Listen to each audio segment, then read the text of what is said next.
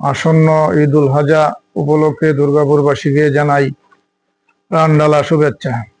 বিগত দিনগুলোতে দুর্গাপুর উপজেলাবাসী সুখে দুঃখে আমি পাশে ছিলাম।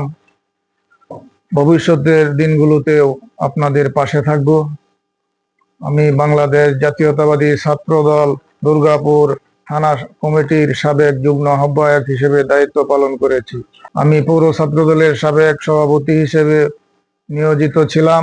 আপনাদের ভালোবাসায় দুর্গাপুর উপজেলা কৃষক দলের সাধারণ সম্পাদক হিসেবে দীর্ঘদিন দায়িত্ব পালন করেছি। প্রিয় দুর্গাপুরবাসী, আগামী উপজেলা পরিষদ নির্বাচনে আমি 22 চেয়ারম্যান পদে সকলের দোয়া, ভালোবাসা ও সমর্থন প্রত্যাশী।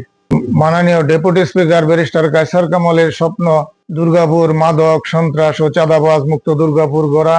ওনার সহযাত্রী হিসেবে ওনার পাশে থেকে মাদক, চোরা কারবার, সন্ত্রাস বন্ধে ওনার সাথে পাশে থেকে কাজ করতে চাই এবং ওনার হাতকে শক্তিশালী করতে চাই।